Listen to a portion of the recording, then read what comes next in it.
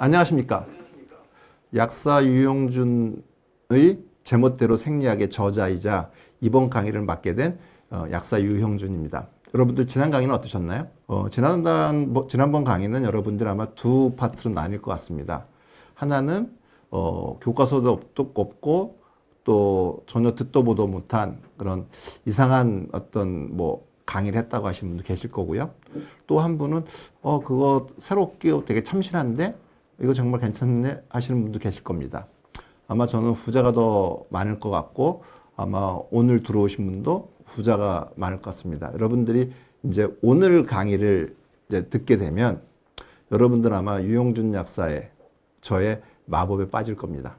그래서 아마도 이 제 마법에 실컷 놀다가 그 다음에 끝나고 나오시면 여러분들이 새롭게 발전한 또 실력이 충만한 그런 또 건강에 대해서 확실한 어떤 해안이 있는 그런 분으로 바뀔 것입니다.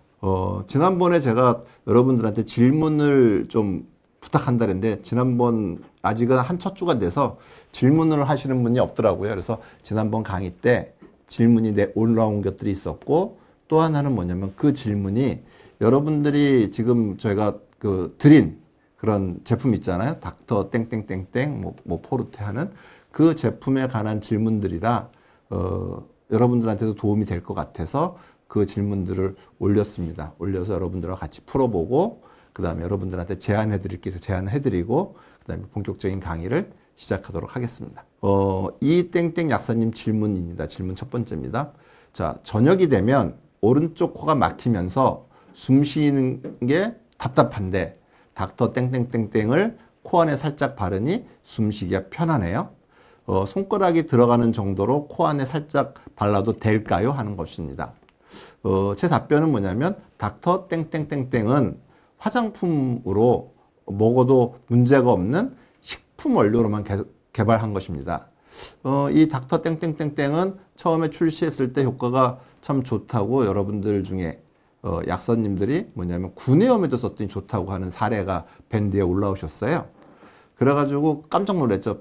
구내염에 쓴다는 건 입안에 바르는 거고 입안에 바르는 건 먹게 되잖아요. 그래서 빨리 그 성분들을 검사해 보니까 식품 원료가 대부분인데 아닌 것들이 3개가 있어요. 화장품 원료로만 등록된 것들. 물론 먹어서 해가 될 것 같지는 않았었는데 그래도 식품 원료인 것과 화장품 원료는 분리해야 되니까 그래서 닥터 땡땡땡땡은 그 이후로 모든 원료를 식품 원료로만 만들었어요. 그래서 먹어도 문제가 없다고 생각합니다. 왜냐하면 식품들이 단지 뭐냐면 허가를 화장품으로 받았기 때문에 공식적으로는 코에 발라도 된다고 할 수는 없습니다.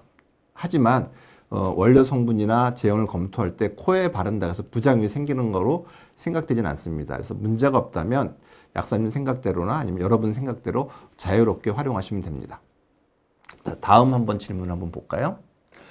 다음 질문은 오땡땡 약사님 질문입니다. 땡땡땡땡을 화상 피부에 적용하려면 하루에 몇 번 발라야 한다거나 그런 건 없나요?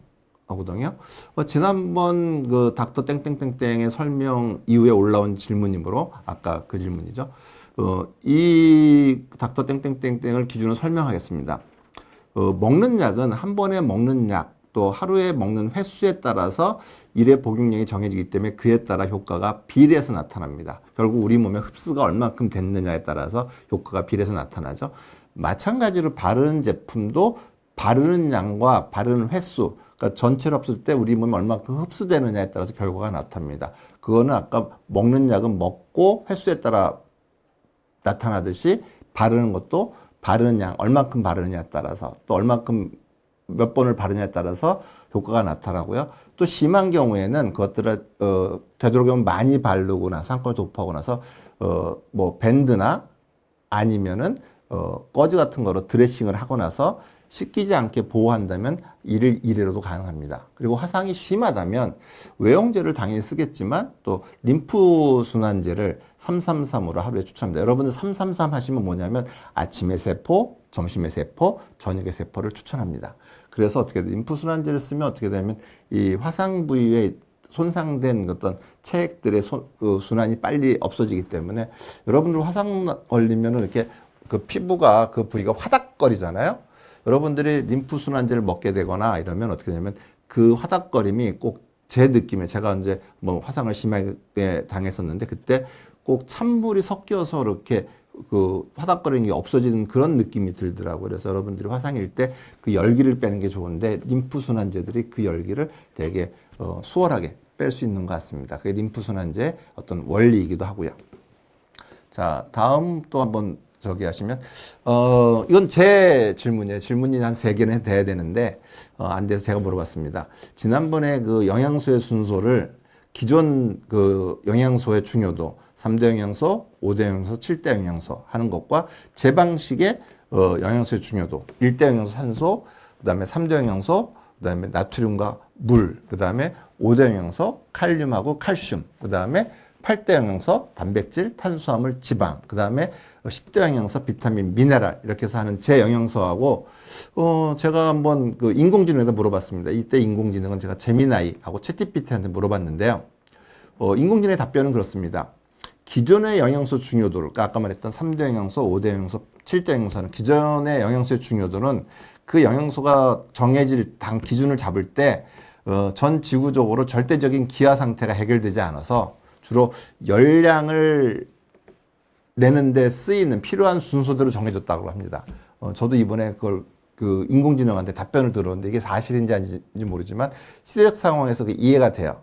근데 이제는 어느 정도 절대적인 기아 상태는 해결된 상태이므로 인체 생리 현상이 얼만큼 영향을 미치는가 하는 그 크기를 기준으로 중요도를 나누는 방식도 타당할 수 있다고 답변을 들었습니다.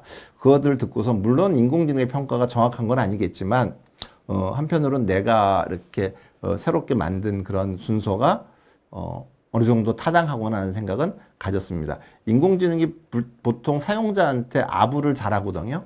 하지만 전혀 틀린 것에 대해서는 틀렸다고 얘기합니다. 근데 이렇게 어느 정도 이렇게 타당하다고 하는 거는 물론 이게 옳다고 얘기 잘 하잖아요. 왜냐하면 인공지능이 옳다고 하는 건 현대 우리가 인간들이 옳다고 인정했을 때만 옳다고 하니까 타당하다는 정도도 저는 충분히 만족을 합니다.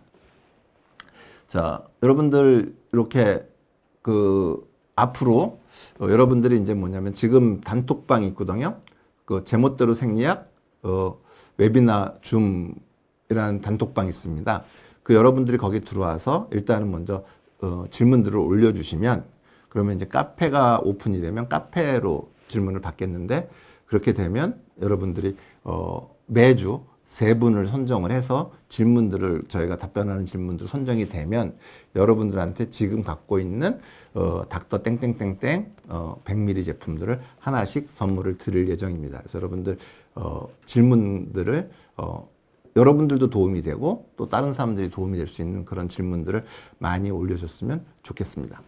또 하나 뭐냐면 닥터 땡땡땡땡의 경험 사례를 봤습니다. 지난번에 이제 여러분들이 유료로 신청하신 분들 또 약사님들이 아직까지는 많은데 약사님들은 또 약국에 다 있거든요.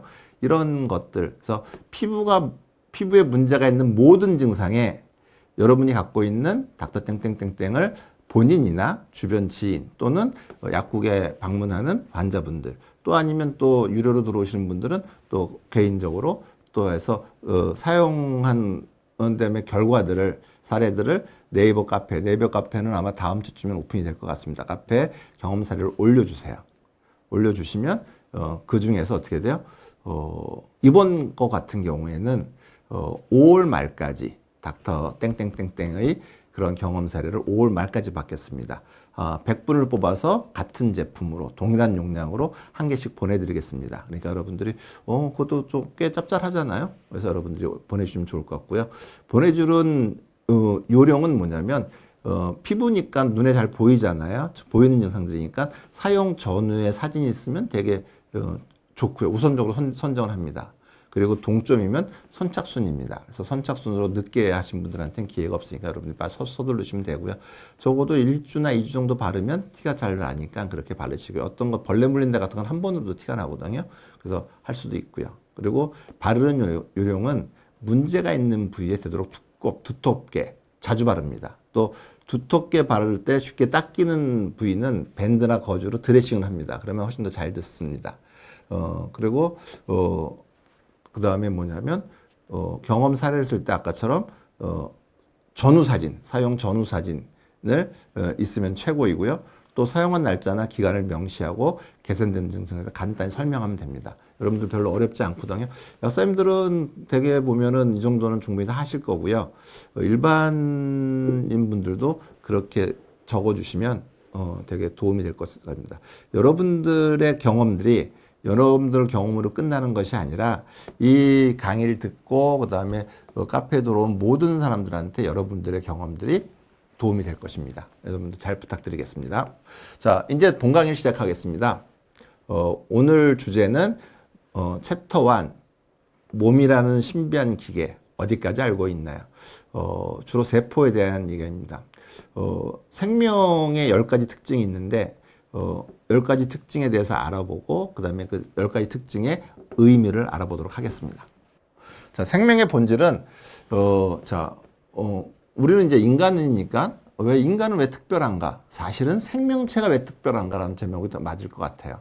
그래서 생명이라는 게 왜 특별한가 보면은 인체는 생명은 단지 물질 덩어리가 아니라 스스로 살아서 움직이고 또 끊임없이 변화를 이어가는 하나의 생명체입니다. 인체뿐만 아니라 모든 생명체가 마찬가지죠. 동물, 식물, 미생물 등의 모든 유기체와 마찬가지로 인체 역시 생명의 보편적 특징을 공유하고 있습니다. 여러분들, 자, 동물, 식물은 다세포 생물이지만 미생물들은 대부분들 단세포 생물이에요. 그러니까 단세포 생물서부터 우리 같이 고등동물 모두가 어떻게 돼요? 생명의 보편적인 특징을 공유하고 있는 거예요.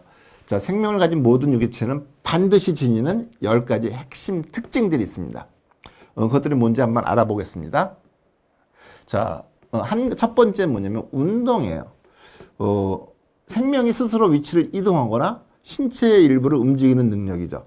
이것들을 봤을 때 동물 위주로 이거는 만든 것 같아요. 동물 위주로. 그러니까 인체니까 인체를 생명체 자체를 보면 식물은 움직이지 못하는 게 많잖아요. 그러니까 동물을 위주로 한 것 같은데 하여튼 운동입니다.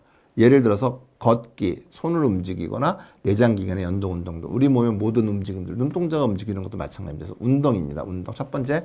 자, 두 번째는 반응성입니다. 우리가 뭐 반응에 대해서 우리가 감응하는 건데 내부 또는 외부 환경의 변화에 대해서 감지하고 반응하는 능력입니다. 어떻게 보면 여기서부터 생명체 본질적인 특징이죠. 식물, 동물 다 마찬가지입니다. 예를 들어서 통증의 반사작용이나 체온 조절의 반응이나 아니면 빛에 의해서 눈동자가 조리개가 조금 줄어들거나 늘어드는 거 그런 것들이 되겠죠. 세 번째는 성장입니다. 세포의 수가 증가되거나 또는 세포의 크기가 커지는 그런 것들을 과정들을 얘기합니다. 세포 수가 증가하는 것도 우리가 다세포 생물들은 세포 수가 증가하면서 어떻게 돼? 성장을 합니다. 단세포 생물들은 어떻게 돼요? 세포가 커지는 걸로 성장을 하겠죠. 뭐 그런 것들이 성장이죠. 자, 그 다음에 생식 및 재생입니다. 생식은 뭐냐면 새로운 개체를 생생하는 거고요. 재생은 손상된 조직이나 세포를 복구하는 과정입니다. 그래서 생식은 어떻게 돼요? 새로운 개체를 만드는 거예요. 우리 같은 경우는 어떻게 돼요? 아이를 낳는 거죠. 아이를 만들고 낳는 게 생식이고요. 단세포 생물들은 그 몸이 쪼개져가지고 이분법으로 쪼개지고 새로운 똑같은 동일한 쌍둥이 세포를 만드는 거죠. 재생은 손상됐거나 어떤 고장난 부분들은 어떻게 돼요? 그것 세포가 다시 회생해가지고 살아가는 경우도 있지만 그 부분에 그 손상된 세포들은 없어지고 새로운 세포들이 그 자리를 차지해서 정상적인 조직을 만드는 것을 우린 재생이라고 합니다. 호흡입니다. 호흡. 산소를 이용해서 영양분을 분해하고 에너지를 생성하는 생화학 과정입니다. 이거는 어떻게 돼 보면 미토콘드리아를 함유한 그런 그 세포들은 가능하지만 원시세포일 때 우리가 미토콘드리아가 세포랑 그 공존하지 않을 때는 이 호흡은 산소를 이용한 호흡은 아니겠죠. 그러니까 이 호흡은 뭐냐면 인간에게서 똑같겠지만 그 이전 세대, 그러니까는 원핵세포 시절에는 이 호흡은 없었겠죠. 자, 소화입니다. 외부에서 섭취한 물질들을 어떻게 돼요? 분해하는 거죠. 우리한테 흡수될 수 있도록 또 필요에 맞게 분해하는 거죠. 주로 위장관에서 일어나죠. 흡수입니다. 이 소화된 영양소가 세포막을 통과해서 체내로 흡수되는 과정입니다. 당연히 소화 흡수는 당연하죠. 그래야 우리가 살 수 있으니까요. 그 다음에 순환입니다. 순환은 어떻게 체액을 통해서 우리가 먹었던 산소나 영양분이나 노폐물들을 운반하는 과정을 통해서 때로는 배출하고 때로는 어떻게 돼요? 흡수하고. 자, 또 뭐 있냐면 우리의 그 세포 대사물들이 있어요. 호르몬들, 효소들 이런 것들도 어떻게 체액을 통해서 순환할 수 있습니다. 그래서 전신적인 생리적 균형이나 그래서 이 순환은 뭐냐면 단세포 생물이 아니라 다세포 생물들. 우리 인간이니까. 그렇죠. 동화입니다. 흡수된 물질이 분해돼서 흡수됐다 어떻게 돼? 체내에서 새로운 조직의 물질로 합성되는 과정이죠. 그래서 새로운 조직에 만들기 위해서 합성돼서 단백질이 합성되거나 아니면 어떤 호르몬을 만들기 위해서 합성되는 그런 과정들이 다 동화작용이죠. 그러니까 작은 것들이 합쳐서 커다란 물질을 만드는 게 동화작용이죠. 그래서 단백질 합성, 세포막 합성, 그 다음에 호르몬 생성 이런 것들이 여기 속합니다. 마지막으로 배설입니다. 신진대사에서 생성된 그 노폐물들이 체외로 배출하는 작용이기도 하고요. 또는 우리가 소화를 해서 먹었던 물질들 중에서 필요한 것들을 다 흡수하고 남은 찌꺼기들을 또 체외로 배설하는 것들을 배출하는 것들을 배설이라고 합니다. 그래서 아까 그 10가지죠. 다시 한번 여러분들 한번 다시 한번 공부해 볼까요? 자, 운동, 반응, 성장, 생식과 재생, 그다음에 호흡, 소화, 흡수, 순환, 동화, 배설입니다. 이 10가지를 할 수 있어야 우리는 생명체라고 부릅니다. 사실은요. 그러면 여러분들 고민할 필요가 있어요. 뭐냐면 우리가 이 생명체라고 부르는 거는 우리 인간도 있지만 단세포 생물들도 마찬가지로 생명체라는 거예요.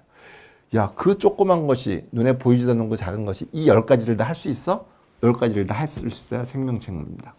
한번 볼까요?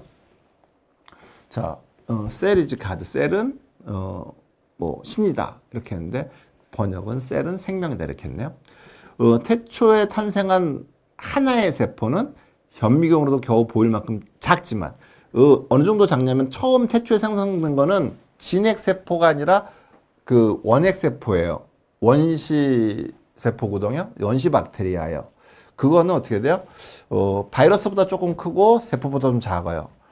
미토콘드리아의 세포 안에 그러니까 아니죠. 세포 안에 미토콘드리아가 작게는 100개 아니면 10,000개까지 들어가니까 얼마나 작은지 알겠죠? 그런 그 박테리아가 생겼어요. 그래도 그 작은 지금 인간의 세포보다 100분의 1, 1000분의 1, 10,000분의 1밖에 안 되는 그 작은 세포에도 어떻게 돼요? 아까 말했던 생명의 10가지 특징을 온전히 다 갖췄다는 거예요. 그것이 다 온전히 갖춰야지만 생명체로 보기 때문에 그렇습니다. 근데 이 더 대단한 건요. 이 작은 세포가 1, 2년도 아니고 100년, 200년도 아니고 자그만치 400년이라는 긴 세월 동안 생명의 띠를 이어왔어요. 여러분들 생각해 보시죠. 태초에 생명이 생긴 이후로 우리 인간은 지금 저와 생명의 띠가 한 번이라도 끊어졌다면 그 위에 생명은 없습니다. 한 번도 안 끊어졌기 때문에 어떻게 돼요? 지금의 나가 어떻게 태초 40억 년 전에 그 아주 원시 박테리아하고 연결되어 있는 거거든요. 그 생명의 띠가 40억 년 동안 연결되어 있으니까 어떻게 돼요? 여러분들 그렇잖아요. 100년만 살아도 장수하고요. 1000년을 살면 여러분 신선이라고 합니다. 그 다음에 만약에 10,000년을 살면 어떻게 돼요? 그 사람은 어떻게 돼요? 우리가 신선이 아니라요. 신이죠, 신. 근데 여러분들 생각해 보십시오. 400억 년의 생명의 띠를 연결시켰어요. 이거는요, 셀 이즈 가드가 맞습니다. 세포는 신입니다. 자, 그것뿐만 아니에요. 5차례 아주 대멸종이 있었어요. 여러분들 대멸종이라는 건 어떻게 돼요? 지구에 존재하는 생명체의 반이 아니라 지구에 존재하는 종의 7, 80%가 없어질 때, 그러면 생명체로 따지면 100분의 1, 1000분의 1로 줄어들 때 지구 대멸종이라 그래요. 그 멸종위기를 5차례나 꿋꿋하게 극복하고 살아남은 그 세포예요. 그리고 그 여정의 끝에 세포는 스스로 복제하고 분해하고 그것뿐만 아니라 오늘날의 모든 동물과 식물들, 지구의 생명체 전반을 유지하도록 진화해 왔습니다. 그래서 생명은 그 자체가 곧 세포는 그 자체가 곧 생명의 본질이고 생명의 법칙이고 생명의 신과 같은 존재입니다. 저는 이것을 믿어 의심치 않습니다. 오늘은 여러분들이 제가 알고 있는 세포만큼 여러분들의 세포를 얼만큼 중요시 여겨야 하는 그런 시간입니다.